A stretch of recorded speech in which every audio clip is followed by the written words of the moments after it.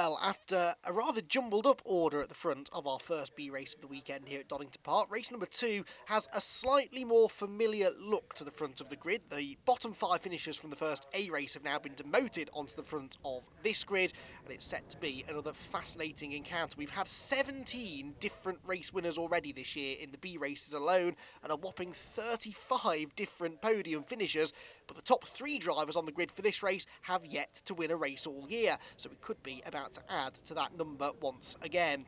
Well, let's take a look at how they line up on the grid then. It's Adrian Burge on pole position with Oliver Attard alongside. Pete Tyler and Michael Nibbs make up row number 2, whilst Adam Craig is on row 3 with Matt Fletcher. Bryn Griffiths and Tim Dorr are next, ahead of Tom Mallett and Christian Dan, with Bruce Robinson and Christopher Ginn on the 6th row together. Bill Rawls and Pete Lancaster are next, ahead of Richard Bartlett and Toby Owen. William Bream and Luke Such down on the 9th row, whilst row 10 is occupied by Jonathan Fieldsend and Mark Bond. The 11th row for James Love and Andrew McGregor, then Rob Mugglestone and Dale Whiteman, Ashley Heath and Anthony Pettigrew, with Andrew Dean, Neil McGregor and Lewis Cannon rounding out the 29 cars set to take the start here for race 2B of the weekend. So the silver and orange car on the left-hand side of your screen is Adrian Burge. The black and green on the outside of row 1 is Oliver Attard, neither of whom have had a race victory yet this season in the B races. Burge has had a couple of podium finishes. He'll be looking to go one better this time out then. Red lights go out, we're away in racing, and Burge leads them down towards Redgate Corner. On board with Lewis Cannon here from the back of the grid, and he's already trying to make some progress up the inside there towards Redgate Corner. I think that was Neil McGregor he was squeezing past. Hard on the brakes then as they turn into the right-hander, and Cannon already passed 4 or 5 cars then before they even get to the braking zone at the first corner. Lots of ducking and diving further back on the exit of the turn, but it's side by side for the race lead briefly through the crane of curves. It will be, though, Adrian Burge that hangs on then. Attard, in second place. Matt Fletcher coming through into third. Matt finished in 7th place on the road in race 1, but was given a 5-second time penalty post-race because of a track limits infringement.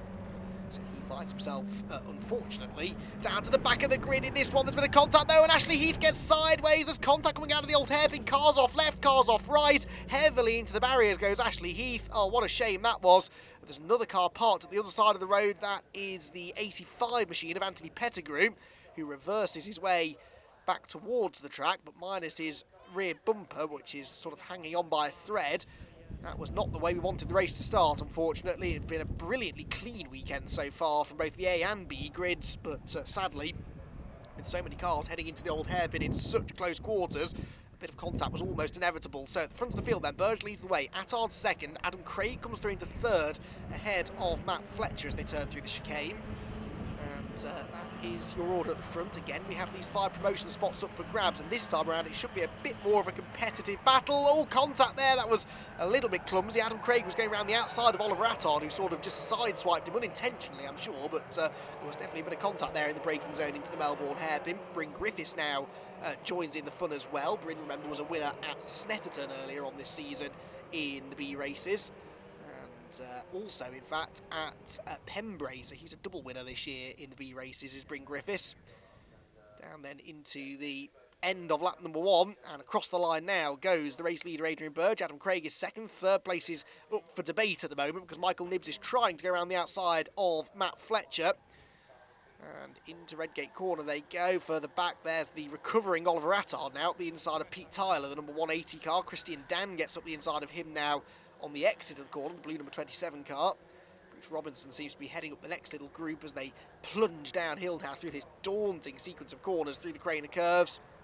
Particularly difficult when you're side by side, but they sort it out before they get to the bottom of the old hairpin. This was the scene of the crime, so to speak, in race number 1. And there, the number 21 car is Matt Fletcher, with now Bryn Griffiths behind me. Yellow flags out there because unfortunately Anthony Pettigrew did not get going again after his part in that accident, and you would have to assume Ashley Heath likewise is still, his car at least is still stranded at the side of the road. We believe both drivers perfectly okay, but fairly big impact that for Ashley Heath, unfortunately.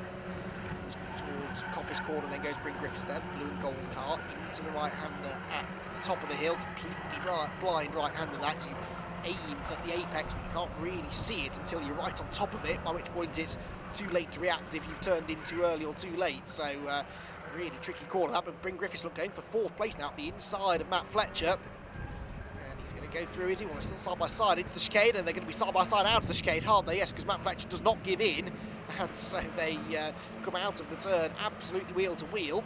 Adrian Bird, meanwhile, being caught now by Adam Craig, who likewise has never had a victory yet in the championship. The three abreast behind. Look, Tim Dorr now joining in the fun, goes up the inside of Matt Fletcher and Bryn Griffiths. They will both lose out also to Oliver Attard and potentially Christian Dan, who's coming through from 10th on the grid after a really good start here for him. So it's, again, a bit of a jumbled order here further back, but at the head of the field, it's a two-horse race now between Adrian Burge and Adam Craig, who pulls out of the slipstream now to the outside line into Redgate corner.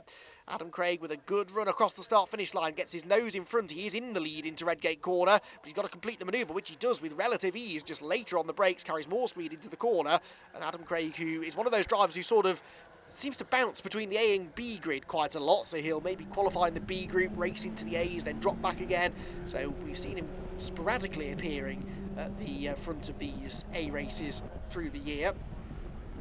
Down into the grain of curves though, and we're on board there with Lewis Cannon, who goes around the outside. Oh, that was brilliant stuff from Lewis Cannon. Gets up the inside of Pete Tyler there, and also Tim Dorr involved there, the green and yellow car. But Lewis Cannon from the very back of the grid here. This is a really good race after his first race did not go to plan, I think it's fair to say. Up the hill we go then, back on board with Lewis. That's Bryn in front of us, Bryn Griffiths, and the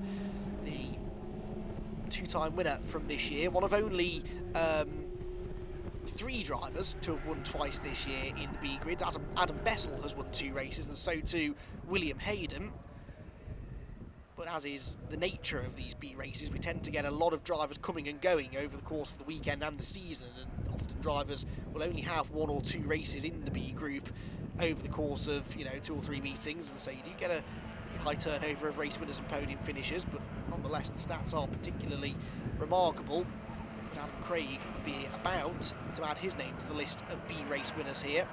Looking good at the moment. He's pulling away now from Adrian Burge at the front of the field. Bryn Griffiths there back up the inside of Oliver Attard.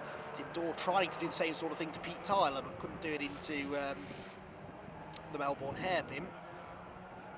Just begin there comes through, and lots going on further back as cars slip and slide their way through the Melbourne hairpin. One of the best overtaking opportunities on the circuit, in fact probably the best overtaking opportunity on the circuit is the Melbourne hairpin. Goddard's is a good place to try and get alongside as well, which people are in the background. That's Lewis Cannon, I suppose, is it? Yes, he's back alongside Pete Tyler now. And on the outside line of the AB Motorsport car going into Redgate corner, but Lewis Cannon looks a little bit quicker here. Go right round the outside in car number 8 and does complete the manoeuvre through Redgate, so another place gained.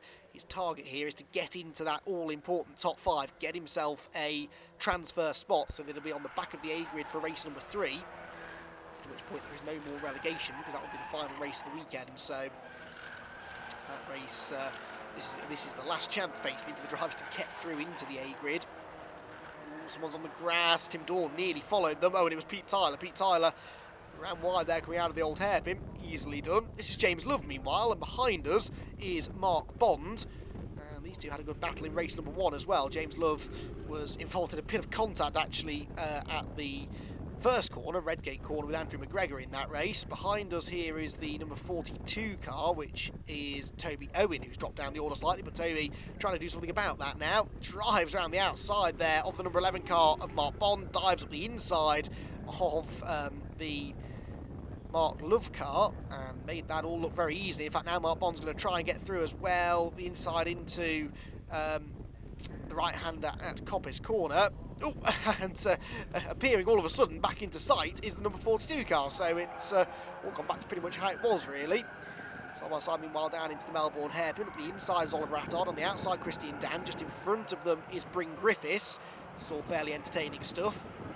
Right-hander Lewis Cannon, though, continuing to catch them now. Lewis is one of the fastest drivers on the track. Adam Craig has the fastest lap of the race, which was set a lap ago, 1 minute 59.119. There he is. He's using that pace to pull away now from everyone behind him.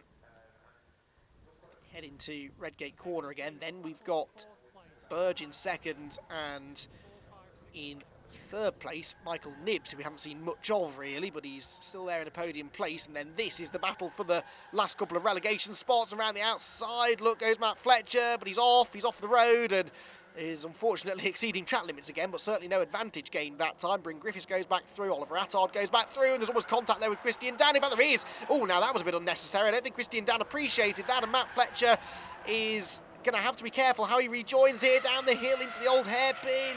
Well, nicely done there, but yeah, I think there may be a discussion about that after the race. Oh, and that's Oliver Attard who's gone around now, the old hairpin.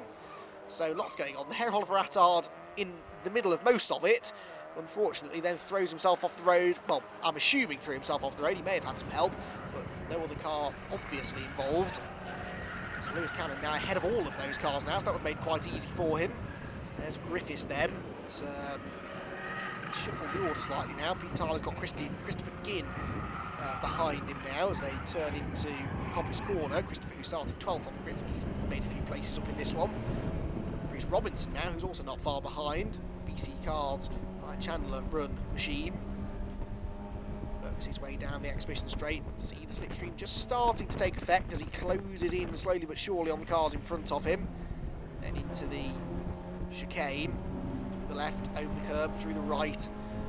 Gets the better exit. Looks like Christopher Ginn, the white and green car in front of us, is looking anxious to get past Pete Tyler here. It's the brakes now. Oh, there could be three abreast here if they're not too careful. Bruce Robinson saw a gap on the inside, and how on earth did he avoid sideswiping Christopher Ginn there, who was trying to take the wide line in, tight line out approach, but it very nearly ended up turning straight across the nose of Bruce Robinson's car. They avoided contact by the narrowest of margins there. That could have gone very horribly wrong, and in the end, actually, it will be a loss of position there for Bruce Robinson. So that was unfortunate, because all he was doing was avoiding an accident, but he has lost a position now. I think that's William Bream that's gone through to car 264. Or no, 246, Bill Rawls, excuse me. Close enough. Bill Rawls gets ahead of Bruce Robinson then, in the white and orange car there, who will no doubt be trying to fight back again over the next lap or so. Down the hill they go then. They're starting, though, to lose touch now with our top five, and that's important because of this promotion situation. You need to be in that top five to get promoted to the A grid, and if they really keep fighting over these sort of 6th and 7th and 8th positions, then they're not going to have any chance of getting up amongst the front runners before the end of the race. We're going to bring Griffiths, and there is then Tim Dorr next, and the rest filing through, and side by side there, that's Christopher Ginn, at the inside of Pete Tyler. So he has now got past Pete Tyler, and Bill Rawls will now try to take advantage of the lost momentum there for Pete and get back to the inside of the Coppice, but wasn't able to do it. Sort of the right hander, which keeps going and going and going, and then out into the exhibition straight again. Adam Craig continuing, though, to make good his escape here, really. He's already over 5 seconds clear of Adrian Burge and Michael Nibbs, who are still debating second place. Nibbs has been able to catch Adrian, but he's just sort of been sat in his wheel tracks for a few laps now. Hasn't necessarily had the pace to find a way past all that easily, or maybe he's content with just sitting behind as they make their way back up the hill again. Third place is more than enough. It's a podium place, which is always nice, but it's a transfer spot as well, and he's not under any pressure. They're already a big distance ahead of the next little group of cars, so realistically there's no real need for Nibbs to go for this, but as we said this in race one, because the top 5 drivers in race one had got themselves a big gap over everyone else, but they still set about battling over those top 5 places. So I'm sure Nibbs, if he sees a chance to get past Adrian Burge, will do so. Down the hill then, through the top of the Craner curves, that right-hand kink at Hollywood, and then through the Craners, and this could be Nibbs' opportunity, carrying more speed through there. Couldn't get to the inside though at the old hairpin. Just by sticking his nose out of line there and going on a slightly tighter line, that will now hurt his speed all the way up the hill. We're looking back from Adrian Burge, and only now does the slipstream start to catch Nibbs and allow him to inch back closer and closer now to the car in front. He's good through McLean's, a bit too good through McLean's, though, a bit too quick at least. Slides wide on the exit and loses any time he gained on the way in there. He's got all of the curb on the way into the corner. That's completely legal. He's not allowed to go over the edge of that curb, otherwise you will be deemed to be exceeding track limits, but that wouldn't really benefit you at all turning into Coppice Corner. You need all the grip you can get there as you turn into that blind right-hander, then back down the straight. Brilliant on-board shots this from on board with Adrian Burge in second place. You can see that even with a slipstream, they're fairly evenly matched. That's one of the great things about the Mark 1 Championship in particular. And in fact, all MX-5 racing, really. The cars are all built to the same set of regulations. They're strictly policed. And that keeps the racing nice and close. It means the drivers make the difference. It keeps the costs down as well, because there's only so much you can do to these cars. You can put new engines in and new gearboxes and bolt some new tyres on, but generally speaking, the cars are all going to have more or less the same speed. Makes it so fascinating to watch. This is some of the closest racing you'll see anywhere in the world. Back through the final turn they come then. Another lap begins for Adam Craig, who is odds-on favourite now to become the 17th different winner of the season in these B races. What's going to happen for second place there? Michael Nibbs, is he close enough to have a go at Adrian Burge into Redgate corner? Not on the way in, he's not. About the exit speed though for the two drivers. Adrian Burge, twice a podium finisher in the B races so far this year. Michael Nibbs has also had podiums. In fact, he's had three. Three, though, is the most podium finishes that anybody's had in the B races of this year. Bryn Griffiths, Ollie Jenkins and Matt Luff share that figure with him, and he's on now then, therefore, to take a record-breaking fourth podium of the year in the B races. Doesn't really want to throw that away, though, if he can help it. Michael Nibbs up the hill, had that stint out in front, remember, in races one.